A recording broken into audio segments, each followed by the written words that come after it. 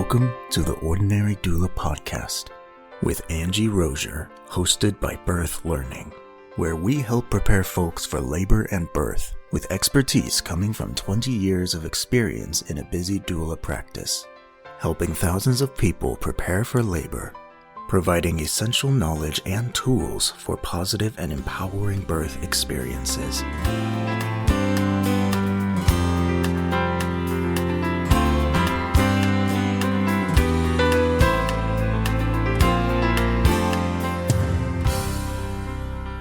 Hello and welcome to the Ordinary Doula Podcast. I am your host, Angie Rozier. Today we are going to be talking about something we've kind of mentioned before, but I guess a lot of this has come up in my work lately, so it's on my mind. And I want to talk about some of the challenges of early postpartum. So I've done some postpartum work lately. I've always kind of got that sprinkled into my work. And I just want to talk a little bit about those early days. I see it a lot in the hospitals that I work in as well. So we prepare so much for that 1 day or 1 hour or however long labor and delivery is. But the postpartum transition, that period, which is a longer piece of time, and it kind of just shakes us and reshapes us. It's what we are oftentimes least prepared for. So I want to talk about just normalizing the reality of that, the happiness during that time, the struggleness during that time, and how those two things can coexist. So we have this blissful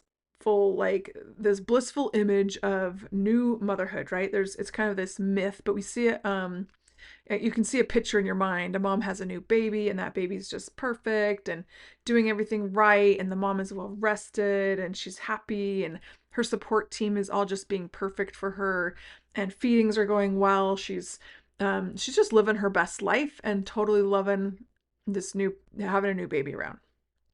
So that's kind of what we expect, right? We expect soft snuggles and bonding. I was actually teaching a breastfeeding class a couple weeks ago in a hospital, and the picture in our manual was this woman with her hair done perfectly. She was wearing jeans. Her makeup was on. I mean, it was obviously a photo shoot. She was sitting cross-legged on this white couch and just lovingly looking at her baby who was breastfeeding, and everything looked perfect. So even in a breastfeeding class, that's kind of the lens that we're showing people, like, this is how it should be. I think the real picture that people often find is none of that's true. Your hair's not done. You're not wearing makeup. You're not sitting cross-legged in jeans on a white couch. Like, you may be pretty frazzled, pretty harried, pretty tired. That's kind of more what's real, like the discomfort, the exhaustion, kind of the emotional swings. So social media gives us a picture of things. We have this curated baby culture that has been around for generations, right? Of how sweet and special this time is. And then there's this pressure to be grateful, right? Just to love this time. And be super grateful for having had a baby in the first place, for having a healthy baby, for no matter the mode of delivery, like, we should just be grateful that the baby's here. But there's plenty of things to not be grateful for. I was at a birth this week where it was a planned vaginal birth, as most of our clients do plan, and things went really well just for so long, and dilation happened pretty quickly, and we just never quite got to 10 centimeters. And over a period of hours, like 10, worked to get to that point, didn't. And so this mom had a cesarean at the end of a lot of work. Not what she wanted, not what she planned, but it's kind of what she got. So there's silent struggles in that, right? And all of a sudden they hand you this baby and say, awesome, be grateful. There's going to be some processing for sure, right? So kind of a key message is, like, you can love your baby and appreciate your experience and still be frustrated and be mad at your experience. And it can be hard. You're going to be having a hard time. That's totally okay. And it's normal. And then we add physical recovery into this, right? A lot of times there's emotions going on for sure. Then there's physical recovery. It is legit. Like, it is no joke to recover from any kind of labor. So sleep deprivation is probably going to be having its special effects on you as well. Your body will be healing in pretty major ways. They're going to have bleeding. There's going to be pain. If you had a cesarean, it'll be a different kind of pain, right? There's usually stitches to be healing from some kind of swelling, right? Breast swelling or genital swelling, like feet swelling, depending on how much fluid you got during labor, and or how much fluid retention you had towards the end of pregnancy. There's cramps. This is all just kind of big and messy, and we got to just own that and realize that. And then, of course, there are breastfeeding, feeding that baby demands, right? However it is you're feeding that baby, whether it's breastfeeding or bottle feeding or a combination of those things, that is a regularly occurring event that is constant. It's nonstop. There's cluster feeding, there's latch challenges, engorgement, like a lot of things can be going on where we don't have a picture of perfection, right? And sometimes our partners don't get a lot of that, which is also normal. So realizing we're not weak during this time, we're actually healing from one of the biggest physical events of our entire life. And at this time, sometimes we have some adding to the picture. Gosh, it feels like I'm painting a grim picture, but adding to the picture, there's some identity shifts sometimes. Like there's an emotional component to this, right? And hormones definitely contribute to that. There can be tears and anxiety, feeling really vulnerable, feeling exposed. There can be a loss of independence as you need help. Sometimes we have these super independent women who are just like charging ahead with their life, going 100 miles an hour for however long in their career. They're totally in control of everything. And then they have a baby, and that role change can happen where they need some assistance. It's hard to stand up sometimes, right? Taking a shower is a huge feat. And then there's these normal worries of, am I doing this right? And I talked to a mom just recently, and she's a very successful person in her life, but she felt like she was doing nothing right with her baby or for her baby. So there's some identity shifts there and emotional challenges, and then relationship growth challenges, right? I recently did some postpartum work pretty extensively for a couple. I was their birth doula as well, and they needed some postpartum work afterwards. So I got to spend a few nights with them. And they, pretty unique and pretty awesome, where it was fun to watch them navigate and figure out the first few weeks of having a baby around in their relationship, and their communication that they had with each other. Because as we spend time in people's homes, we get to see a lot of that. And they had did a lot of work in their relationship early on. They continue to do work. They, even now in postpartum, individually, and they're probably week 6 or 7 postpartum now. They've both been to see their therapist, and they've gone together to therapy, which they've been working on for a long time. And gosh, can you tell, like their efforts are really paying off. So as they communicate with each other during this period of time, it's very respectful and very cautious and compassionate towards one another, which is awesome. You don't always see that, for sure. And that's normal too. So it's normal to feel like you're learning this whole new version of yourself or your relationship, or your role as a parent, because you're learning a new self at this time, for sure. And then we've got this new human, right? The little baby adjustments big adjustments we're making with a little baby. Babies are new at being earthside. Like they have not lived this life before either. And their cadence and figuring their body out. If you can imagine what it's like for them to digest things for in their early days, when that's a new process for them, and the process of eliminating things like, gosh, have you ever seen a baby's face when they poop? Like they kind of wonder what's going on inside of them as well. So babies are new at this too. They're learning to eat efficiently. And some of their normal behaviors feel really hard, especially in the middle of the night. So grunting, crying, squirming, like it seems like they eat nonstop. They like to be held. Of course, they love a warm body. Their days and nights are flipped at a time when you're super tired. So caregivers, parents, aren't like failing if this stuff is happening. They're just responding to this situation. Okay. You are your baby's entire world, and they're learning you and you are learning them. So some tough stuff. All of that is some tough stuff. So let's talk about keeping things pretty real. Some practical applications. This isn't like the picture of perfection that we might see, that our social lens gives us about being a new parent and having a new baby, but using rest as a healing strategy. This can be emotional rest. This can be physical rest. This can be social rest. But using rest as a healing strategy, not a luxury, but an essential strategy to the process. So whether you have to get creative with rest, whether you're using your inner circle for that, whether you hire a postpartum doula for that, but make sure that mom gets rest. It might have to be during the day. Sometimes it might be in snippets at night. But that's going to be an important priority, is rest. and really taking seriously that laying low kind of. I saw a mom this week for a lactation visit in her home, and she was feeling so good not being pregnant and went on a pretty good walk. It was a beautiful fall day. She was feeling amazing emotionally. And she said, "You know what? We got about a block away from home." And I'm like, "You know what? I think I need to turn around." So they did. They turned around. She's like, "I couldn't walk as far as I thought I could or that I knew I wanted to." So, kind of taking things slow, going easy into things, and then lowering household expectations just for a while. Now, sometimes, depending on our postpartum mood, sometimes there's postpartum mood challenges that make this incredibly difficult, and we need to address those household expectations with support from others sometimes.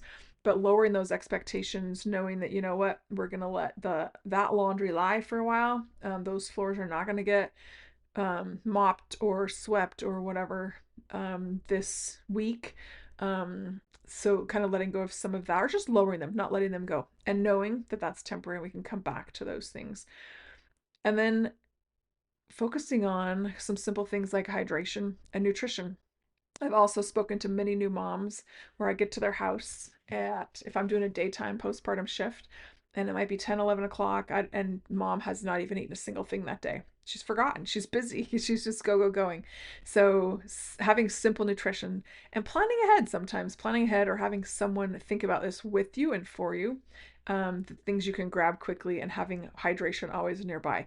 That might include your favorite addition to water. It might include coconut water, some kind of energy drink. Okay, not energy drink. I mean, like electrolyte drink could be helpful.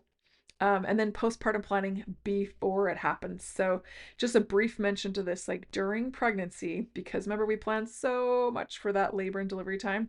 Also, plan for the postpartum time. Who's your community? Who's your inner circle? Who can help you? There are professionals, right? There are doulas, there's postpartum doulas, there's lactation consultants, there are support groups, there's mental health care professionals, there's inner community, there's parents, there's friends, there's neighbors, there's sisters, relatives, there's partners for sure. And partners, gosh, we could do a whole nother episode on their own support system at this time too.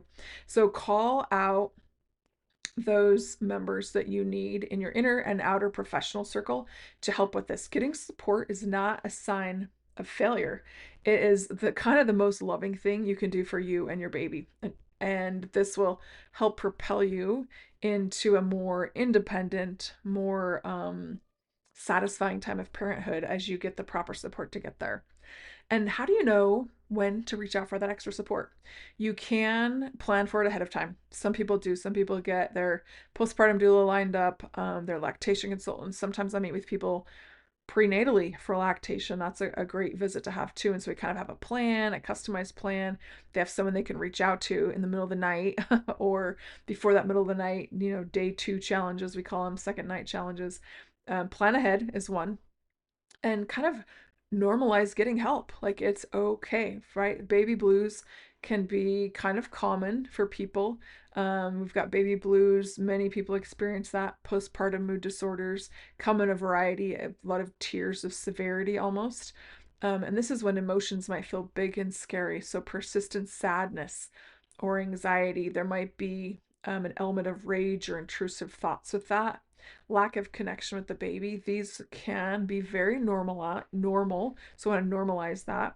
And reaching out for support, for emotional needs. That could be contacting your provider, your midwife, your obstetrician, your therapist if you have one. There are support lines for this. So reaching out, maybe it's, and also a friend, having someone that you can call. So you absolutely deserve to feel supported through this time. And there is help out there. A lot of people don't realize that, but there is help out there. Sometimes this fades, sometimes it does not, and people need to kind of be aware of that. So kind of I want to reiterate that the postpartum time is challenging and that is normal. So I want to encourage those of you who are in it or planning for it to talk about it with each other, talk about it with friends, with family. You don't have to talk very far into your inner circles to find out other people have had challenges with this time as well. So having some quick support, someone you know you can reach out to, plan ahead a little bit, which would help you know that you're not alone. You're not failing, you're just learning. You're doing something hard, and this transition does take time. So hopefully you can do a little bit of planning ahead and have realistic expectations leading into this postpartum time. Just today I was helping someone in the hospital. So she's like maybe 12 hours postpartum, had an awesome vaginal delivery, like, maybe she had a few stitches, nothing big. She was just shifting on her bed to be able to feed her baby. And that move, that shift on her bed kind of froze her. And she's like, whoa, whoa, whoa, whoa, whoa. And was kind of like falling towards the edge of the bed. I was holding the baby. And so she reached out to her partner. She's like, hey, can you help me?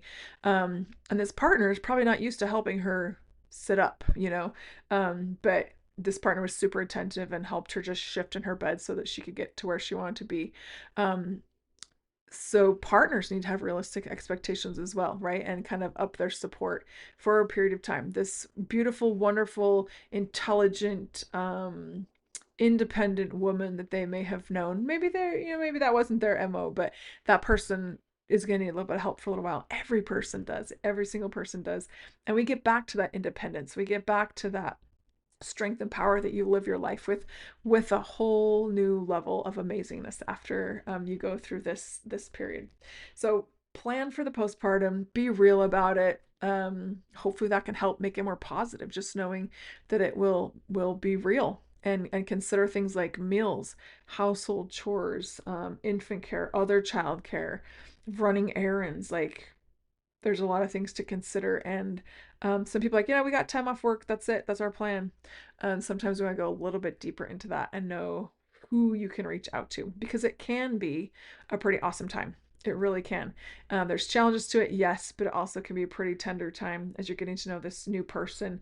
And I love the time because it's very rarely in our life can we really dial back, legit, like go from 60 miles an hour on everything to like 5 miles an hour on most life things, to cocoon yourself. Like, there's no other time in your life where you can hit the brakes like that, where you should hit the brakes like that. You need to hit the brakes and just be in that soft, quiet time of life, which has its own challenges. So please take that time. You deserve it. Be good to yourself. Reach out for support when you need it, and help that postpartum period be better than it could be otherwise. Like, know the real challenges of it and help it be as good as you possibly can. I wish you the very best in your postpartum period. And in a different, it lasts different lengths for different people. Some people bounce back pretty quick, others take time. Time is normal. Give it the time that it needs. You deserve that, and so does your family. Thank you so much for being with us here today. I want to just end this episode, as I do with every episode, encouraging you to reach out and make a human connection. Human connections are so important. People are our most valuable assets, and it's a tragedy to not have those connections. Don't give them up. Hold on tight to those connections and make new ones when you can. Hope you have a good one. This is Angie Rozier signing off from the Ordinary Doula podcast. Hope to see you next time.